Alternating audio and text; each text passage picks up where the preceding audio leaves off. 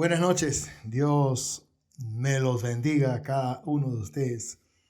Vamos a pasar este tiempo de estudio bíblico, profundizando en el conocimiento de la palabra de Dios.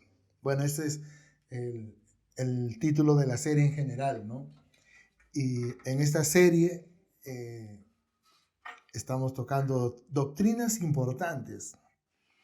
Alguna vez como cristiano, ¿no? Como cristiano, nos hemos hecho la pregunta, ¿qué somos? Hablamos de identidad. Y ese va a ser el tema de esta noche, mi identidad como cristiano. Y lógicamente esa pregunta, ¿qué somos? Brota de lo profundo de nuestro corazón. Y en ese sentido queremos estudiar la palabra en esta noche, en esta nuestra sexta lección, y profundizar en el conocimiento de la palabra del Señor. Para esto vamos a ir al libro de Romanos, nuestra fuente, nuestra base de doctrina, base bíblica, es Romanos capítulo 8. Romanos capítulo 8. Y vamos a leer del versículo 28 hasta el versículo 39. Esa va a ser nuestra base de estudio esta noche.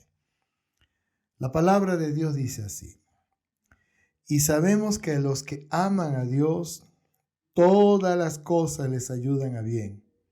Esto es, a los que conforme a su propósito son llamados.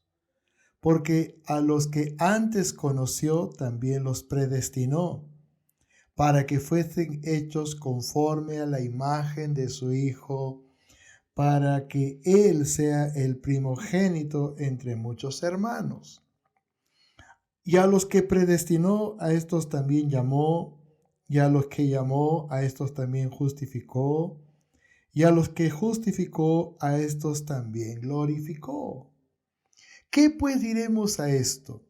Si Dios es por nosotros, ¿quién contra nosotros?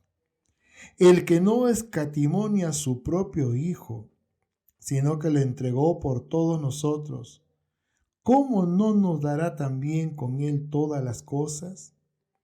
¿Quién acusará a los escogidos de Dios? Dios es el que justifica. ¿Quién es el que condenará?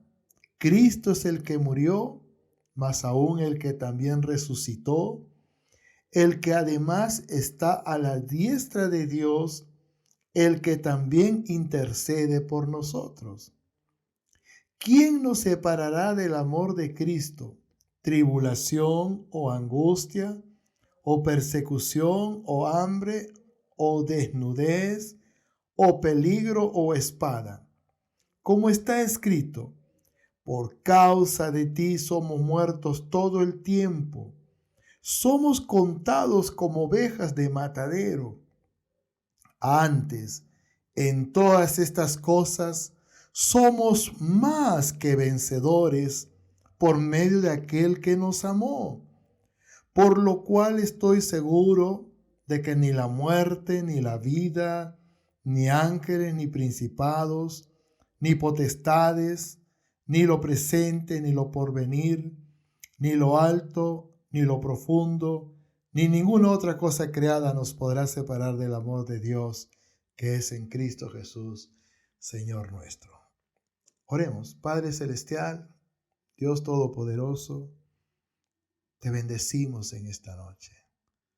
Te agradecemos de corazón, oh Dios, por la oportunidad que nos concedes en este momento de acercarnos al trono de gracia para alcanzar gracia y hallar oportuno socorro, Señor.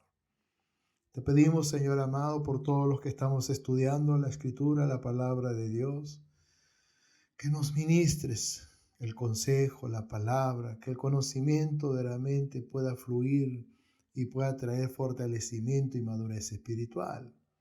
Nos prepara, Señor amado, Dios mío, para servirte a ti. Ese es nuestro anhelo y nuestro deseo. Bendice a mis hermanas y hermanos, Señor amado, y bendice también a todos los que van a recibir este consejo, esta palabra, este conocimiento, esta enseñanza. Les bendecimos, Señor amado. Bendigo a mis hermanas, alumnos, alumnas, Señor amado, que estamos estudiando la palabra de Dios a conciencia, Señor. Y te ruego, Señor amado, que sigamos creciendo en el conocimiento de la palabra de Dios. Hago oración en este momento, Dios, en el nombre de Jesús, y también te pido por los que no te conocen, que la luz brille en sus corazones, Señor amado, y que puedan nacer para ti en el nombre de Jesús. Amén, amén, amén. Si tomamos como introducción la lectura misma de la palabra de Dios, en respuesta a la pregunta, ¿qué somos? Porque lo que queremos estudiar en esta noche es acerca de nuestra identidad como cristianos. La Biblia dice mucho acerca de lo que somos. Uno de los pasajes emblemáticos en esta lectura, bendito sea el Señor, es el verso 37, que dice: antes en todas estas cosas somos más que vencedores por medio de aquel que nos amó. En realidad la lectura es bastante interesante, ¿no? Porque habla de muchos aspectos de la vida cristiana, ¿no? Hay muchos temas que se tocan aquí, pero quiero centrarme en la lección de esta noche. Nuestra identidad como cristianos. Entonces lo primero que vamos a establecer como un principio de estudio, de enseñanza y de conocimiento es que somos más que vencedores. Ahora, la idea de vencer pues está enlazada con las luchas, con las dificultades, con las circunstancias difíciles que nadie quiere. Pero en la vida cristiana vamos a tener que pelear. Pablo decía, la buena batalla, ¿no? Ese es algo que pues es parte de la vida misma como cristianos, ¿no? Cuando nos convertimos al Señor, cuando nacemos de nuevo para el Señor, nacemos a una vida 100% espiritual, pues como que de pronto nos sentimos que en el sentido de preparación, como que Dios nos prepara para la batalla de cada día. Y lógicamente en las batallas hay vencedores y hay perdedores, pero la palabra establece una verdad importante: somos más que vencedores. Aun cuando quizás tú puedes decir, pero pastor, no es fácil, tengo luchas, tengo dificultades. Pero la pregunta es, ¿cómo estás enfrentando esa realidad? ¿Como un vencedor? ¿O ya te sientes derrotada, ya te sientes derrotado, ya te sientes fracasada, fracasado? La Biblia establece un principio de victoria importante. Antes, dice el texto de Romanos 8:37, antes en todas estas cosas somos más. Cuando dice en todas estas cosas, no tenemos que tomar en cuenta lo que menciona el verso 35, ¿no? Habla de tribulación. Empieza el texto diciendo, ¿quién nos separará del amor de Cristo? Tribulación, angustia, persecución, o hambre, o desnudez, peligro, o espada. Como está escrito, por causa de ti somos muertos todo el tiempo, somos contados como ovejas de matadero. Y ahí viene el versículo 37. Antes, en todas estas cosas, somos más que vencedores. Así nos ve Dios. A pesar de las luchas, a pesar de las dificultades, a pesar de las circunstancias difíciles que nosotros tenemos que enfrentar. Cuando Dios llama al ministerio de profeta, a Jeremías, en el capítulo 1, en el versículo 19, Dios lo prepara para la batalla.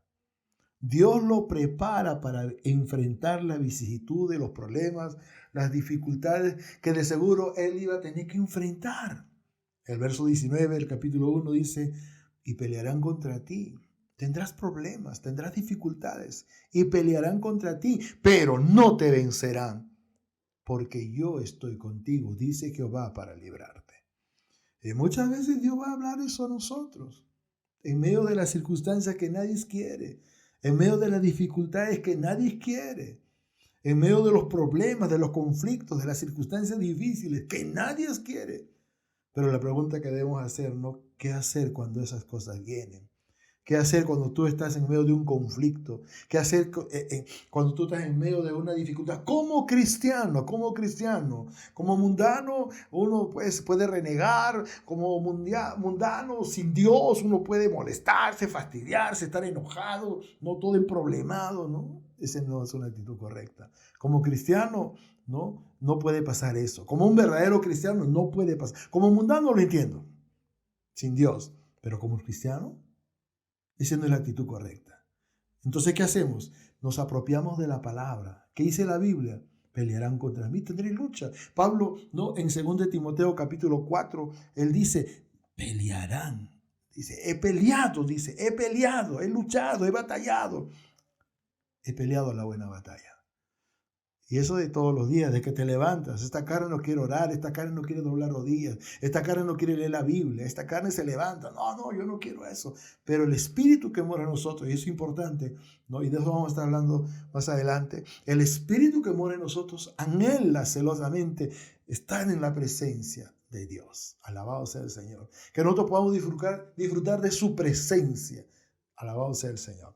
Vamos a ver algunos puntos importantes para poder responder esa pregunta, ¿no? Que es introductoria, pero que es la base para este estudio acerca de mi identidad como cristiano.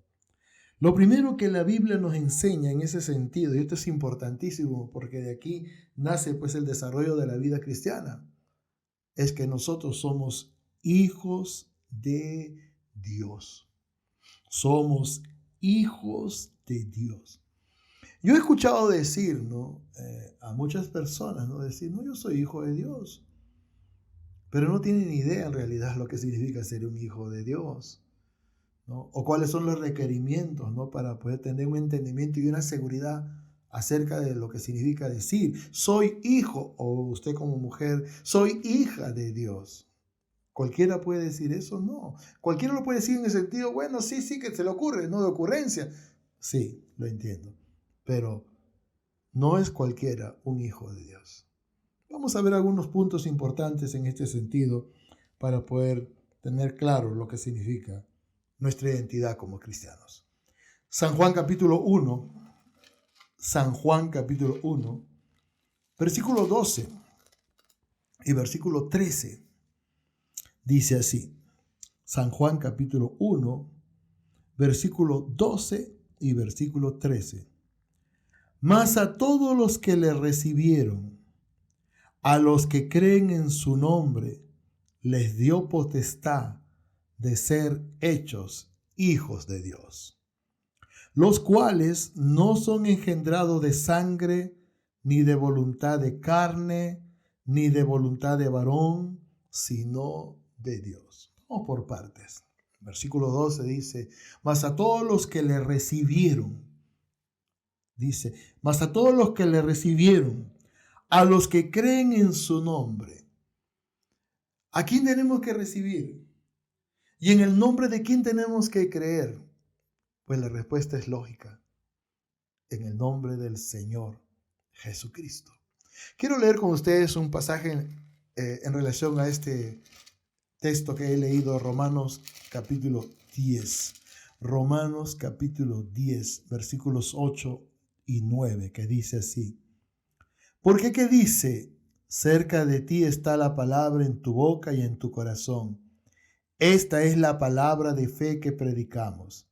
Que si confesares con tu boca que Jesús es el Señor y creyeres en tu corazón que Dios le levantó de los muertos, serás salvo. Entonces cuando la palabra, ¿no? Leyendo Juan 1:12, cuando la palabra de Dios dice, mas a todos los que le recibieron, tenemos que tener claridad en esto de lo que significa, recibieron a quién, como dice Romanos capítulo 10, versículo número 9, ¿no? Sé que si confesares con tu boca que Jesús es el Señor, ¿a quién vas a recibir? A Jesús, el Señor. Y creyeres en tu corazón que Dios le levantó a los muertos, serás salvo. Alabado sea el Señor. Mas a todos los que le recibieron, a los que creen en su nombre, ¿no? Les dio la potestad, la autoridad, el derecho, el privilegio de ser llamados hijos. Usted, mujer, hija de Dios. Entonces no es que cualquiera puede decir soy hijo de Dios. Romanos, ¿no? También habla acerca de la seguridad que nosotros podemos tener de ser hijo de Dios cuando sabemos, conocemos quién es el que nos guía, quién es el que nos dirige. Y en este sentido, el que nos guía, el que nos dirige es el Espíritu Santo. En el mismo capítulo que estamos leyendo del capítulo 8 de Romanos, que es no la base bíblica, pero en realidad el texto no tiene nada que ver con la base bíblica que hemos emprendido. Pero quiero que entiendas algo, no es cualquiera hijo de Dios. Muchos dicen así, no, yo soy hijo de Dios, pero borracho. No, yo soy hijo de Dios, pero sinvergüenza. No, yo soy un más hablado. No, yo soy un adúltero. Yo soy hijo de un mentiroso. No, un momentito. No todos son hijos de Dios. Dice el capítulo Romanos 8:14, dice, porque todos los que son guiados por el Espíritu de Dios, estos son hijos de Dios. ¿Qué somos en este sentido? Somos hijos de Dios, nacidos de nuevo. ¿Por qué digo esto? Porque está hablando de un nacimiento. Sí, el versículo 19 del capítulo 1 de San Juan dice, a los cuales no son engendrados de sangre, ni de voluntad de carne, ni de voluntad de varón, sino de Dios. Está hablando de un nacimiento espiritual. Jesús, en un coloquio, en una conversación con Nicodemo, le dice, Nicodemo, es necesario, ¿no?, que tú nazcas de nuevo. Y cuando habla de ese nuevo nacimiento, está hablando de un nacimiento espiritual. Nosotros nacemos para Dios de una manera espiritual, ¿no? En el capítulo 3 de San Juan, versículos 6 y 7, dice así, ¿no? En este coloquio, en esta conversación que nuestro Señor Jesucristo está teniendo con Nicodemo, Él le dice así, lo que es nacido de la carne, carne es. Y lo que es nacido del Espíritu, Espíritu es. No te maravilles de que te dije, os es necesario nacer de nuevo. Es que somos hijos de Dios. Pero no somos hijos de Dios porque de pronto se me ocurre decir que soy hijo de Dios. No soy hijo de Dios por derecho. He nacido para Dios. Fui engendrado por papá Dios. Él me dio vida cuando yo estaba muerto en mis delitos y pecados. Esa vida que Dios nos da trae cambio y transformación a la vida del ser humano. Y es una grande bendición la que tú puedes disfrutar. En el libro de Primera de Juan, ¿no?, estamos en este punto. ¿Qué somos? Somos hijos de Dios. Usted, mujer, usted nació de Dios. Usted nació para Dios. Usted vive con Dios, camina con Él. Usted es una hija de Dios. Usted tiene que conocer la palabra del Señor. En Primera de Juan, capítulo 3, versículo 1, dice así. Mirad, Primera de Juan 3:1. Mirad cuál amor nos ha dado el Padre para que seamos llamados hijos de Dios. Por este el mundo no nos conoce porque no le conoció a Él. Mira cuál amor nos ha dado el Padre para que seamos llamados hijos de Dios. Qué tremendo, qué lindo, qué hermoso, ¿no? Que Dios derrame ese amor sobre nosotros como hijos y podemos sentirnos amados por el Señor. A pesar de, no digo que somos perfectos, pero cuando tenemos claridad en cuanto al conocimiento, nuestro corazón rendido a Dios es, y nuestro deseo más grande es agradar a Dios, agradar a papá, agradar al Padre. Como hijos de Dios lo tenemos claro. ¿Qué somos? Hijos de Dios. Qué privilegio ser un hijo de Dios. Un segundo punto que yo quisiera tocar acerca de lo que somos. La Biblia dice que somos embajadores de Cristo. O sea, es decir, somos representantes de Dios en el lugar que estamos y en el lugar que vayamos. Llevamos esa representación. Y esa representación, en resumen, es poder dar a conocer a Dios mismo, dar a conocer al Salvador, llevar el mensaje de Dios. Somos representantes, vamos en nombre de Él, llevando la palabra de Dios. Por eso nos preparamos, por eso estudiamos la palabra de Dios, por eso fortalecemos nuestra fe, nuestro corazón en Dios, para poder, ¿qué?, servir al Señor. Vamos a ver qué dice la Biblia en este sentido. 2 Corintios capítulo 5. 2 Corintios capítulo 5. Versículos 19 y 20. 2 Corintios capítulo 5. Versículos 19 y 20. Dice así. Que Dios estaba en Cristo reconciliando consigo al mundo, no tomándoles en cuenta a los hombres sus pecados, y nos encargó a nosotros la palabra de reconciliación. La palabra de la reconciliación. Este mundo sin Dios está peleado con Dios. Así de simple. El que no camina con Dios está peleado con Dios. Es un problema. El pecado es un problema. Versículo 20. Así que somos embajadores en nombre de Cristo, como si Dios rogase por medio de nosotros. Como si Dios rogase por medio de nosotros. Os rogamos en nombre de Cristo, reconciliaos con Dios. Y cuando una persona tiene que reconciliarse, no es cuando está peleada, le ha dado la espalda, y no quiere saber nada. Alabado sea el Señor. Es un privilegio entender esto. ¿Qué es lo que somos? Somos embajadores. Tenemos un mensaje del Señor. Y como representantes del Señor, llevamos ese mensaje. Nos preparamos, sí, eso sí, porque parte de este instituto bíblico, por así llamarle, ¿no?, que tenemos a través de nuestro canal de YouTube, es poder preparar a esos hombres de Dios, a esas mujeres de Dios. ¿Para qué? Para el servicio a Dios.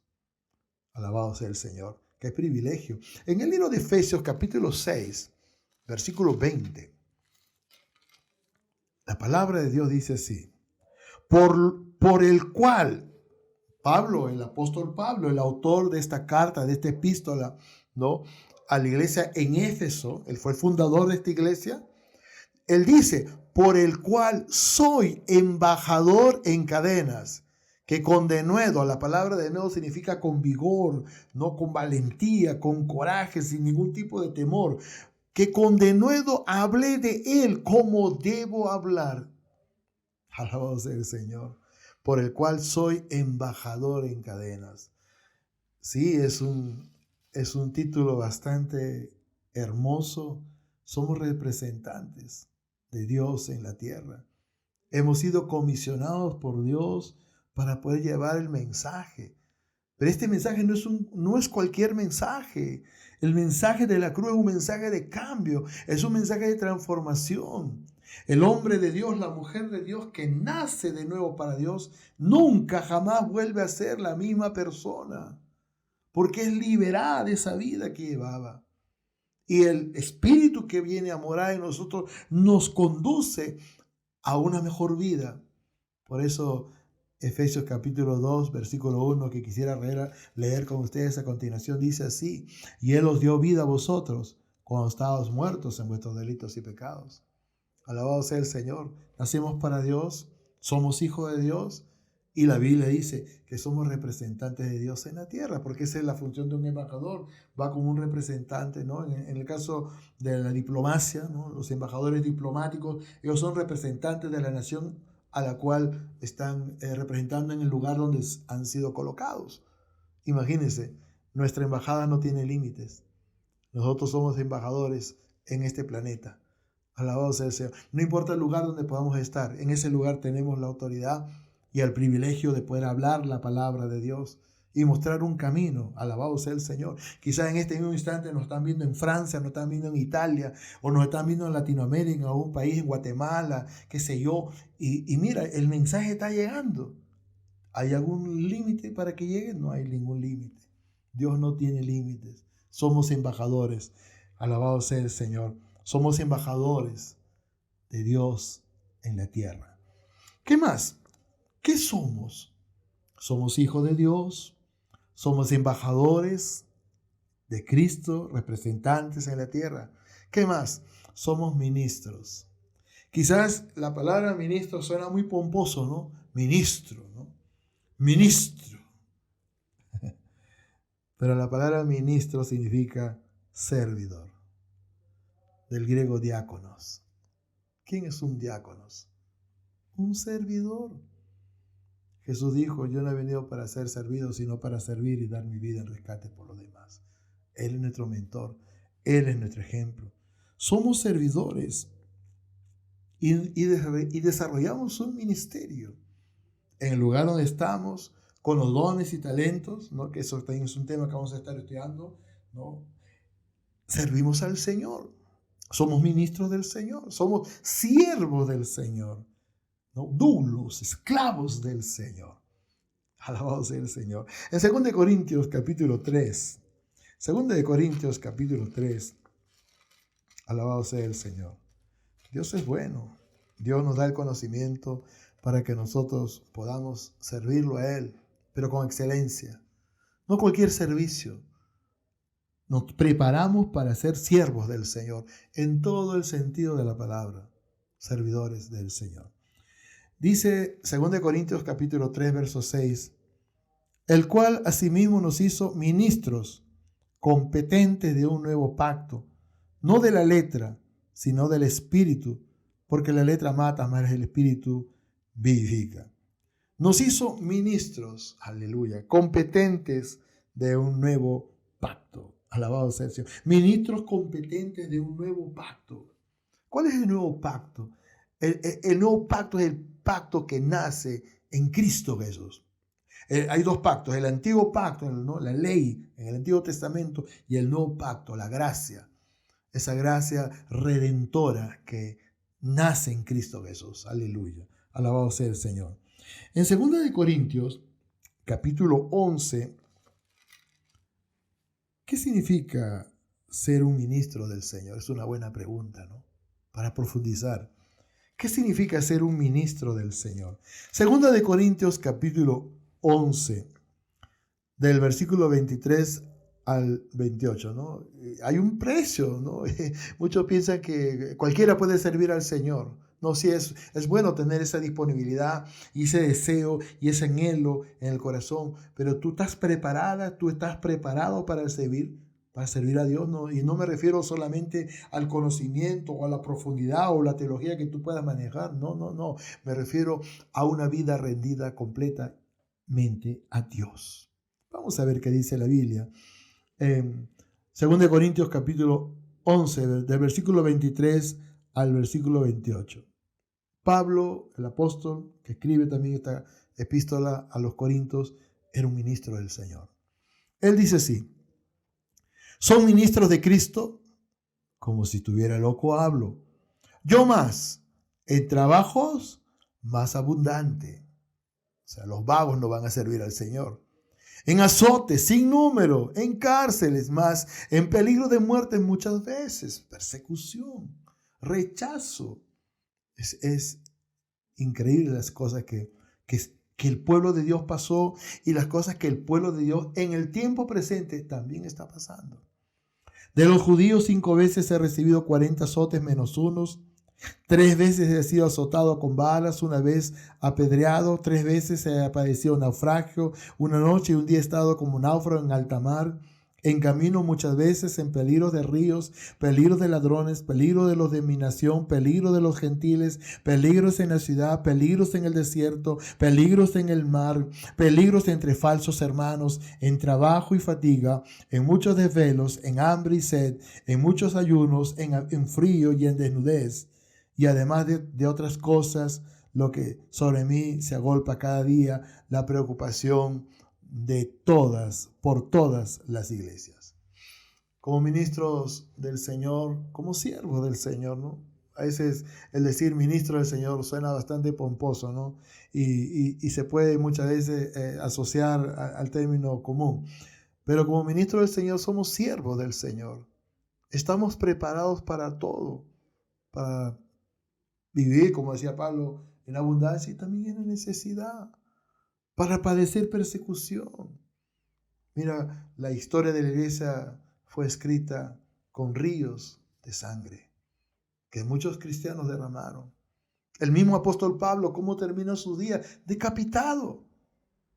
Por no decir todos, los apóstoles de Jesús murieron martirizados. El único que murió en una sana vejez fue el apóstol Juan. Todos fueron martirizados.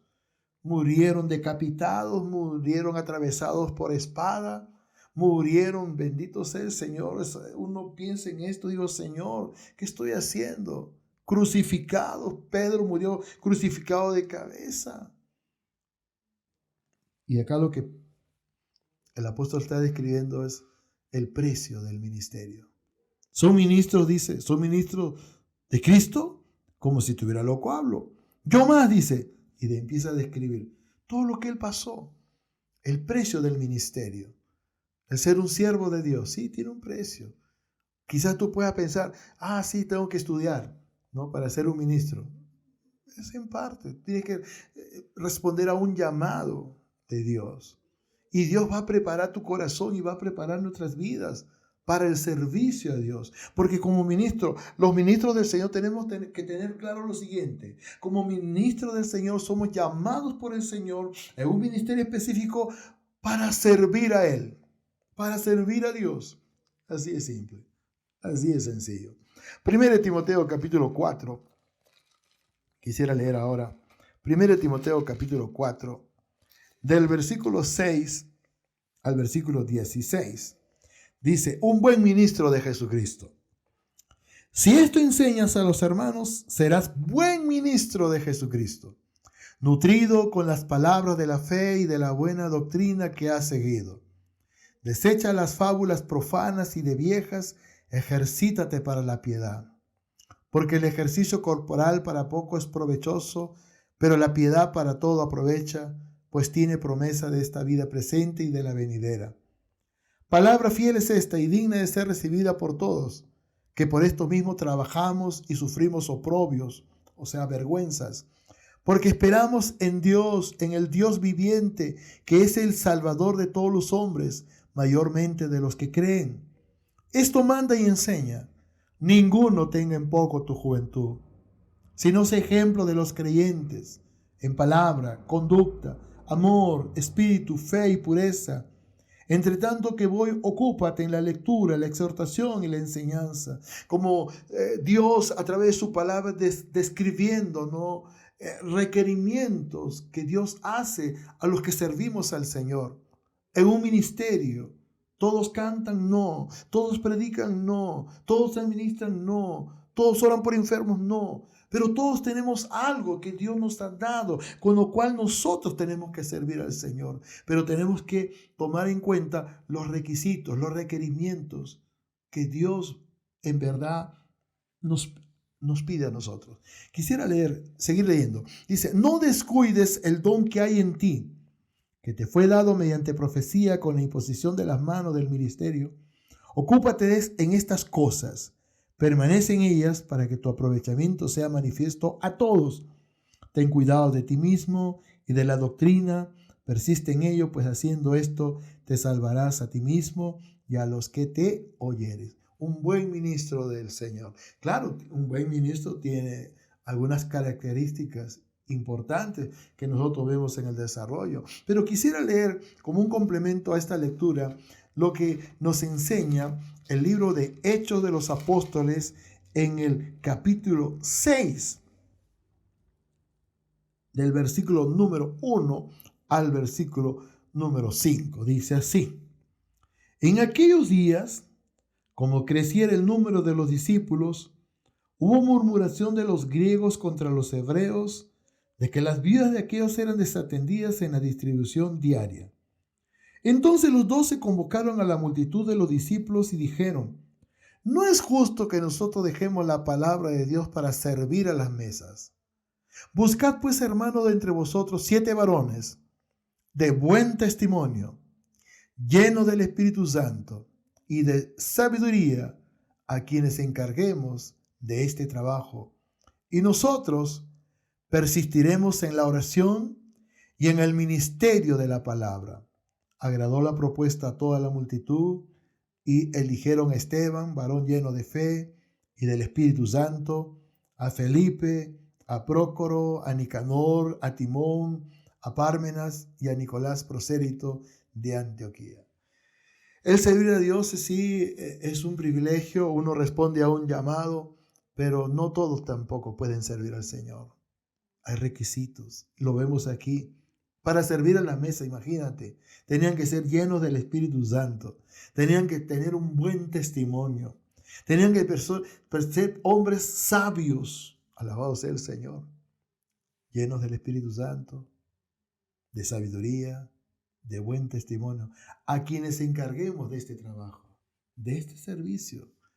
Sí, yo sé, yo entiendo, somos privilegiados en este sentido. Bendito sea el Señor, porque tenemos esa, ese privilegio, esa oportunidad, que como ministro del Señor podamos servir a Dios en el lugar donde estamos, alabado sea el Señor, y haciendo lo que realmente Dios desea que hagamos. Tú tienes algo de Dios y con eso tú puedes servir al Señor. ¿Qué somos como conociendo nuestra identidad como cristianos? Somos pueblo de Dios. Aquí hablamos ya en un contexto de pluralidad. Aquí hablamos ya de todo la grey, por así decirlo, de la asamblea o como le podamos llamar, de la sinagoga, ¿no? Asamblea, la iglesia de Dios. Nosotros como cristianos conocemos nuestra identidad. Somos parte de un pueblo santo, un pueblo determinado a obedecer a Dios, a obedecer su palabra, un pueblo determinado a llevar adelante la misión, la gran comisión, la misión que tenemos de llevar el mensaje, de poder comunicar a otros la palabra de Dios, pero somos pueblo de Dios. ¿Por qué lo digo? La Biblia sí lo enseña. Vamos a ver qué dice Deuteronomio capítulo 14, versículo 2 en el Antiguo Testamento. Deuteronomio 14, versículo 2. Deuteronomio 14, versículo 2. Dice así: porque eres pueblo santo a Jehová tu Dios, y Jehová te ha escogido para que le seas un pueblo único de entre todos los pueblos que están sobre la tierra. Y yo quiero resaltar algo que es una característica de la iglesia, del pueblo, y en realidad el pueblo somos nosotros, ¿no? Somos los creyentes que nos congregamos en una iglesia, somos los hombres y mujeres de Dios, ¿no? Que hemos nacido para Dios, que tenemos un compromiso con Dios, pero que también tenemos una característica importante que tenemos que resaltar. Y esto tiene que ver con la santidad de la iglesia, con la santidad de los creyentes. La palabra santidad del griego agio significa que Él nos ha apartado para sí. Somos un pueblo santo. Y eso es lo que en el Antiguo Testamento nosotros encontramos en la lectura del capítulo 14, verso 2, que dice: porque eres pueblo santo a Jehová tu Dios. Y en el Nuevo Pacto y en el Nuevo Testamento, ¿qué dice la Escritura? Vamos a ir entonces a Segunda de Pedro. Aleluya.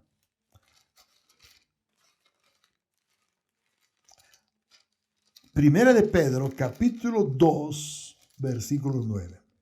Eso es. Primera de Pedro, capítulo 2, versículo 9. El pueblo de Dios. ¿Qué somos? Pueblo de Dios. El salmista dice: no, mirad cuán bueno y cuán hermoso es habitar los hermanos juntos en armonía. Y como pueblo de Dios estamos unidos en armonía. Alabado sea el Señor. Dice así la Escritura. Primera de Pedro, capítulo 2, verso 9. Mas vosotros sois linaje escogido, real sacerdocio, nación santa, pueblo adquirido por Dios, para que anunciéis las virtudes de aquel que os llamó de las tinieblas a su luz admirable. No somos una casualidad en el camino del Señor. Somos un pueblo escogido, somos un linaje escogido. Alabado sea el Señor. Sí, eso es así, eso es correcto. Somos real sacerdocio. Por eso, como sacerdote del Señor, y lo digo en el sentido de las características del desarrollo del sacerdocio, que tiene que ver con la intercesión, que tiene que ver con la oración, que tiene que ver, ¿no?, con pedir al Señor por la realidad que vivimos. Ejercemos ese sacerdocio santo a través de la oración, de la intercesión, y estamos orando y clamando para que las almas vengan al camino del Señor, para que muchos salgan de la mentira, del engaño de este mundo, para que muchos salgan, no de las artimañas, no, en las cuales han caído vicios, malicias, el sensualismo terrible, la depravación que existe. Pero qué lindo es nuestro Dios, porque cuando Dios extiende su gracia, no hay pecado que Él no pueda perdonar, que Él no pueda liberar. Y uno nace para Dios y somos pueblo de Dios. ¿Qué somos? Pueblo de Dios. pero somos un pueblo con propósito. Dice el pasaje, dice, pueblo adquirido por Dios, porque Dios pagó un precio por nosotros. Él pagó un precio por nosotros. En la cruz Él pagó un precio por ti y por mí. Alabado sea el Señor. ¿Para qué? Siempre que encuentres la palabra para qué en la Biblia, eso implica propósito. ¿Para qué? ¿Con qué propósito? Para que anunciéis las virtudes de aquel que os llamó de las tinieblas a su luz admirable. San Juan capítulo 8, versículo 12, Jesús dijo, yo soy la luz del mundo. El que me sigue no andará en tinieblas, sino que tendrá la luz de la vida. Qué interesante, porque hablando de propósito, el propósito primordial de la iglesia es llevar el mensaje, ese mensaje de cambio, de transformación. En realidad uno entrega el mensaje, una persona nace para Dios y ahí empieza todo un desarrollo, ¿no?, de preparación, de estudio, de conocimiento, de compromiso para con Dios. Y en resumen nos convertimos en servidores del Señor. Somos un pueblo con propósito, alabado sea el Señor. En el libro de Génesis capítulo 12, versículo 2, Génesis, el primer libro de la Biblia, Génesis capítulo 12, versículo 2, dice, y haré de ti. Bueno, es una palabra que Dios le da a Abraham, ¿no? Pero tiene que ver con la iglesia, tiene que ver con el pueblo, con lo que Dios quiere hacer con su pueblo.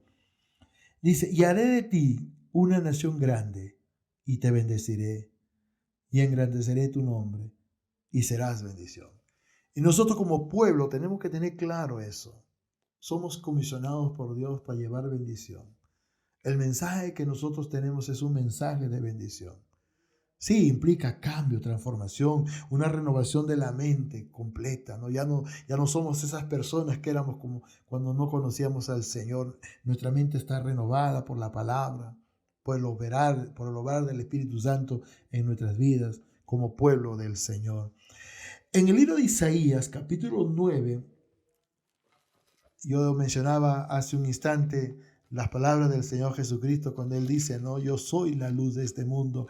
El que me sigue no andará en tinieblas. Tinieblas es una vida sin Dios. Tinieblas es pecado. Tinieblas es maldad. Tinieblas es ausencia de Dios en el corazón del ser humano. Y esa es una realidad quizás que nos debe llevar a una reflexión profunda, porque eso es lo que vemos hoy en día. Tinieblas, oscuridad. Pero en medio de toda esa realidad triste y caótica, emerge el poderoso mensaje del Evangelio de Jesucristo. Dice Isaías 9, verso 2, el pueblo que andaba en tinieblas vio gran luz. Los que moraban en tierra de sombra de muerte, luz resplandeció sobre ellos. Esa luz es Cristo Jesús. Esa luz es una luz que transforma la vida del ser humano.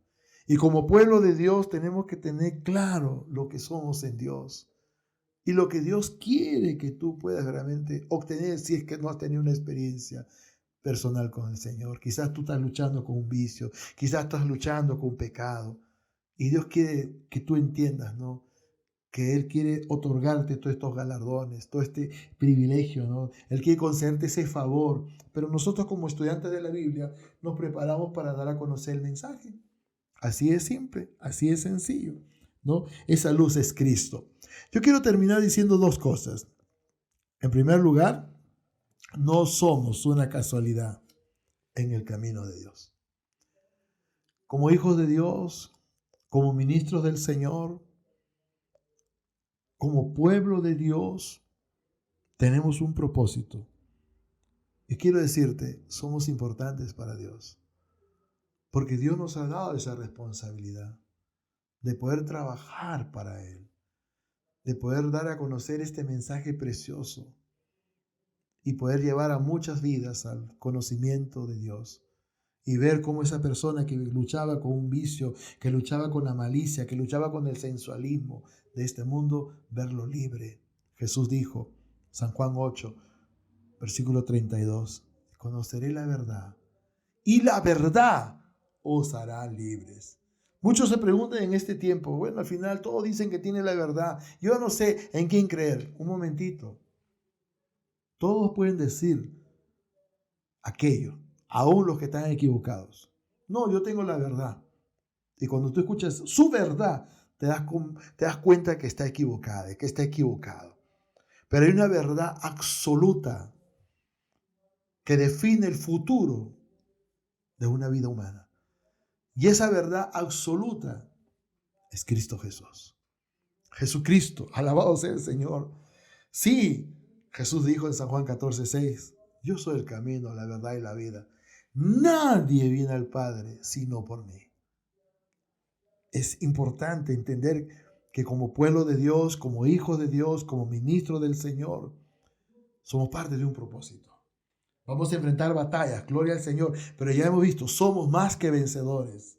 Alabado sea el Señor. 1 Corintios capítulo 15, versículo 56 dice, más gracias sean dadas a Dios que nos da la victoria por medio de nuestro Señor Jesucristo.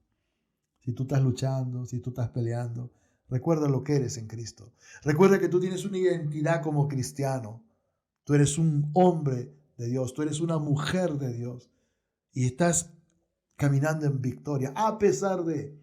Aun cuando quizás, digo a pesar de, porque quizás tu realidad no te indica lo siguiente. Estás luchando, tienes problemas, tienes dificultades. Pero Dios, ¿cómo te ve? Dios te ve como más que vencedor. Dios te ve como victorioso. Y tenemos que caminar así. Y en segundo lugar, tenemos el privilegio, ¿no?, de dar a conocer a este mundo, no solamente al Señor Jesucristo, que es el mensaje principal, sino también dar a conocer quiénes somos en Cristo Jesús. No somos una casualidad en el camino de Dios. Dios en su gracia y en su infinita misericordia, en algún momento de nuestras vidas se reveló a nosotros. Él se reveló a nosotros en su gracia, en su misericordia. Quizás caminábamos en harapos, quizás caminábamos en cadenas, por los vicios, por la maldad, por el sensualismo, por la rebeldía, por el rechazo abierto a Dios. Pero la luz llegó a nosotros y fuimos escogidos por el Señor. Y quiero ser enfático en esto. Fuimos escogidos por el Señor en su gracia infinita. ¿Por qué digo esto? San Juan 15, y con esto termino. San Juan 15, verso 16. No me elegiste vosotros a mí, sino que yo os elegí a vosotros y os he puesto para que vayáis y llevéis fruto, y vuestro fruto permanezca, para que todo lo que pidiereis al Padre en mi nombre, Él os lo dé.